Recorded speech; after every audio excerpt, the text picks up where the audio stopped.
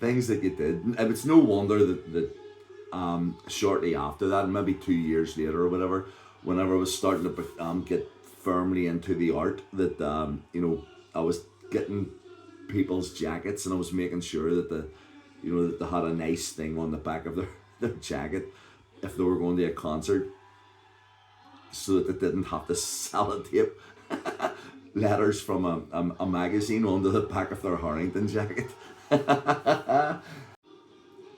So just thinking about simpler times, I was reminiscing about a specific thing that my friends in the Craig, Joe, Jared Gray, and Aaron and Bruno, Ted, Becky, me, Pat, we all used to love going to this picture house called the Curzon Theatre on the Armour Road. It's facing the Errigal, beside the pavilion, the big house. But I mean, it's not there anymore. It's gone. Like many of the great movie theaters, and they've been all replaced by modern sort of amphitheaters with all this sort of modern technology and surround sort of thing and leaning back chairs. But back then, it was basically just it was a theatre, on a bit of a slope, down to the stage, big red curtain opened, up came the, ices, and the ads before, before the movie came on. And my first time actually being in the Curzon to watch a movie wasn't even with my mates, it was with my mum. And she brought me along she brought me and Robert, actually. Me and Robert went along to see The Sound of Music.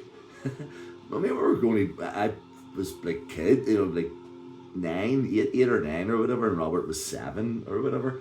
But my mum, obviously, she was invested in the movie, and so was I, but my brother didn't, he didn't sit good for most of the movie sort of thing. And he cried a bit, and I think we might have even had to leave before the end of because Robert was so unsettled. So a few weeks later, my mum said to me, "I'm going to the pictures, the flicks." So I'm bringing you, but I'm not bringing Robert.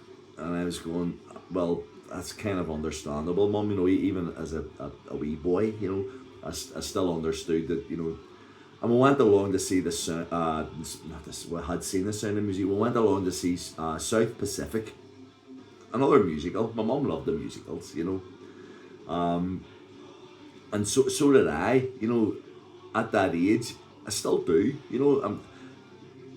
It's maybe that's where a lot of the sort of musical side of me would have been sort of ingrained in me, because my mum, from no age sort of thing, I always remember that my mum brought me to the movies to watch musicals. So I watched South Pacific, and then afterwards, well, I loved it, and obviously my mum loved it. And I was still in primary school at the time, because I remember coming home every lunchtime to get my lunch, and then I had to go back to school afterwards. But my mum and dad had like this record player. It was like a white leathery type thing. You lifted up the lid and had like this big thick thing that you put onto onto an LP. And my dad had theme tunes of the westerns and all, and they were brilliant as well. I love listening to them. Dun, dun, dun, dun, dun, dun, dun, dun, dun, dun, dun, dun, dun, dun. All brilliant big theme tunes. But I would go home and it's just I don't care. I would put on the soundtrack, all the songs of South Pacific, and listen to him going, "I watched that man right out of my hair," and all the all the songs, Happy, happy, papa, happy dog. But how do you make a dream come true if you don't have a dream? It's just everything's coming back to me. Um, and I would play those songs and listen to them, and then go back to school, feeling enlivened and stuff. Um, and then a couple of years later, I think it was maybe, I don't know, 11 or whatever, and Willy Wonka and the Chocolate Factory was on the in the Curzon, and do you know how much it was in? It was what we called back then 6D, which was, I think, half a shilling, 6 pence basically, to get into the movies.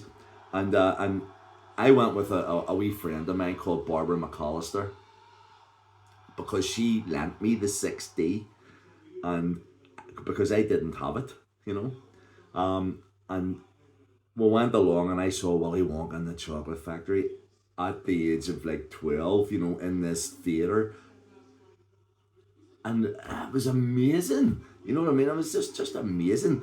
Just seeing, especially when the doors opened and everybody went into the chocolate room, or the chocolate factory sort of thing. And I mean, can you imagine what sort of an impact that had, on a young, a young person sort of thing.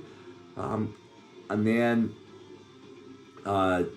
we would go and with my mates, with Joe and everybody else, and we would go and we would watch movies like Sinbad and The Eye of the Tiger.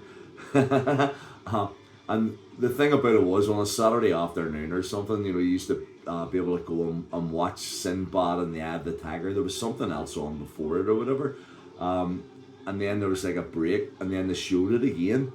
But if you just stayed in the cinema, you could watch it all over again, as long as you were quiet.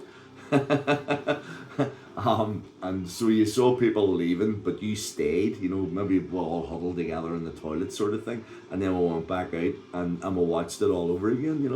And I also remember going there, well, I saw Greece there for the first time.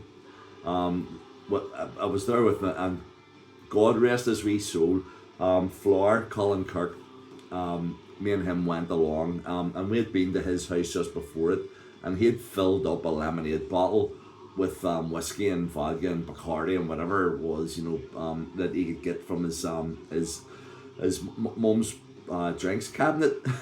So I mean, they were like 12 or something, and drinking this stuff neat. So at the start, a couple of drinks of it, and you're going, yeah, this is brilliant. But all of a sudden, it was like, So we got to the movie, got to the Curzon, went in, Grease came on the screen, and I was seeing 3 Olivia Newton-Johns and 3 John Travoltas sort of thing. I'm going, oh. And it was a horrible experience, just sort of, it was like kind of more like really surreal. But looking back on it, it was still an experience with Colin, so I never regretted it. And then I always remember going and seeing this movie called Worms, a 70s horror movie, about worms that would come up and basically eat people. And everybody's sitting, and it wasn't really a scary movie. It was actually more funny. But what happened was, somebody behind us had opened up a box of Maltesers, and then she spilled them. and they rolled down the floor and amongst everybody's feet. This is before interactive, whatever. So everybody's feeling these things at their feet and watching these worms coming up and eating people, going ah! And you saw all these people jumping up out of their seats and running out. And all it was just Maltesers rolling down the slope. And just before that, I think I had went to see Chitty Chitty Bang Bang, and I was convinced, because my mate Billy Moe and Coconut and them, they had told me, I was just at such a still on like at an early age, and they told me that the flying cars were actually real, and being floating about the